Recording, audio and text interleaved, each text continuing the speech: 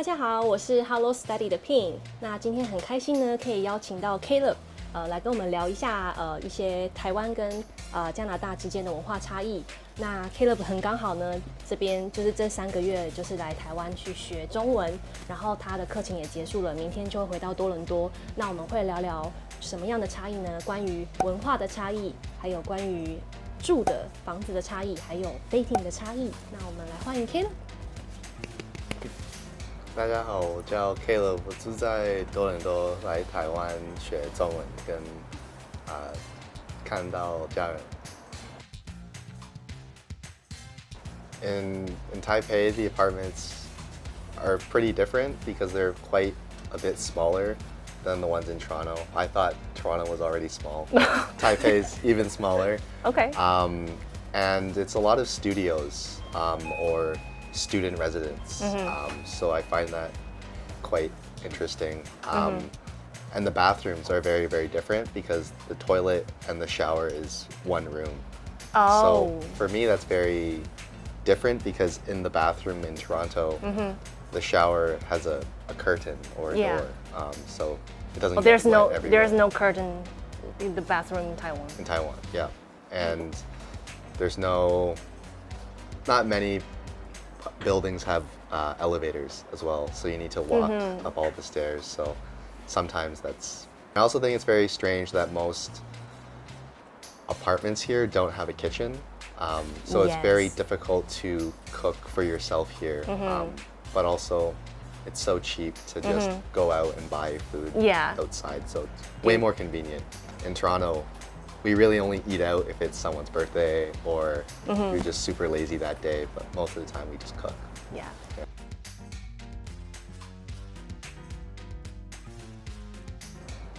Because there's no heating in most apartments in Taiwan, there's no insulation. And because the buildings are very old, the windows are very thin. So you hear everyone talking outside or scooters or cars or anything happening outside, you can hear it. Yeah. And it's very clear.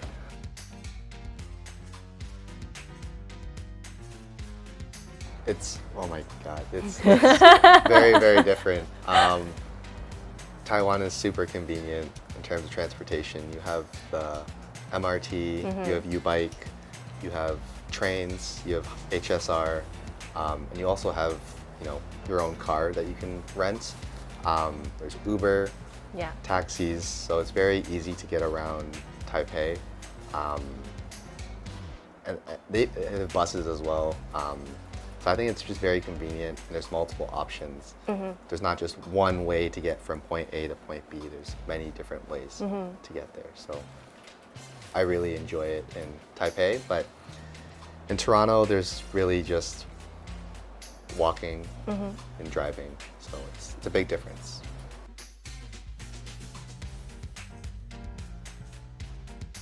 Yeah, I mean, in Canada, there's only 7-Eleven. Only 7-Eleven and other convenience stores like Family Mart, but 7-Eleven and other convenience stores. But they only sell gas or snacks.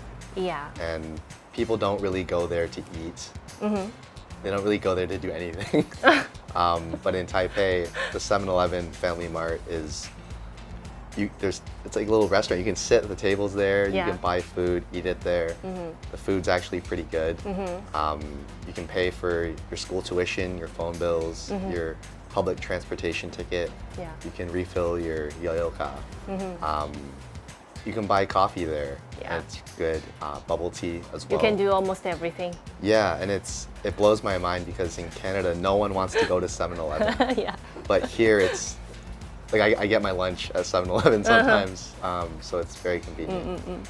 I guess in Toronto or in Canada, most people eat at home or cook for themselves because buying groceries, so going to somewhere like something that's similar to Carrefour or something like that, you would buy all the ingredients and then go home and cook, and it's a lot cheaper than eating out. I'd say at least 2 or 3 times cheaper. So a lot of people, they don't have that much money to spend, so they choose to cook at home.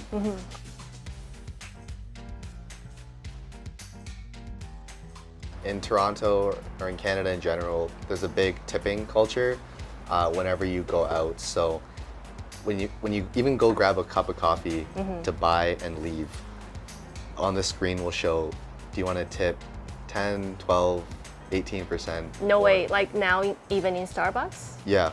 They show the tips on the screen? Yeah, and if you want to, you can hit tip, but they just always ask now, and it's very strange.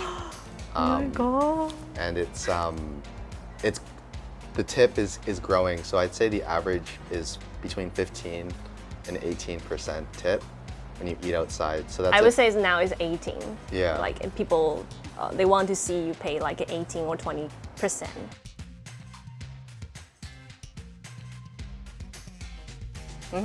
No, so that's very different.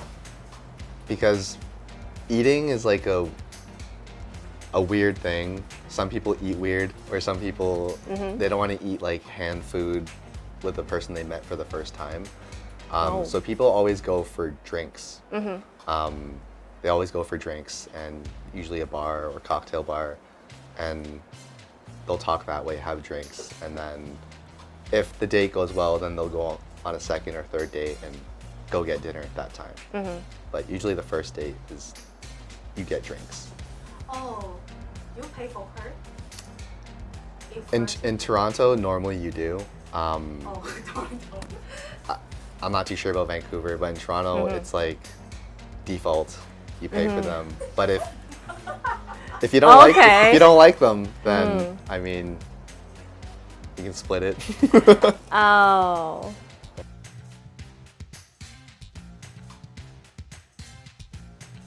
Oh, yeah. 那你在加拿大有用过吧？ It's very different. 对。Okay, tell me about that. I'd say the culture around how Canada and Taipei or Taiwan uses Tinder is different. So in Toronto, they don't want to talk. It's just like, hey, what are you doing this weekend? Do you want to grab drinks? So you always minimize the texting on the app and actually meet them as quick as possible. Yeah. So I tried that in Taipei and didn't work. And then my friend from Taida, he was just like, no, you need to talk to girls here and like have a conversation with them before they want to meet up with you. Okay. So that was very different. But does that work? Yeah, I'd say so. And I'm unsure of the first date culture here, and if you pay for the girl first, or if you guys split it on the first date, or what you do. So that was very different for me. Just because in Toronto, you always pay for it. Yeah.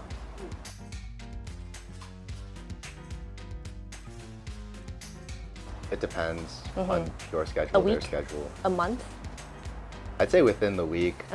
If you're waiting more than a week, then that's a no. Yeah, unless they're like they're out of the country or something and not coming back. But I'd say within 1 or 2 But how about weeks. in Taiwan? Like how long it takes you to go out with the girl? I think like at least 2 weeks, maybe. 2 weeks. But 2 weeks for you is too long. Like I think it's too long in Toronto, but here I think it's fine.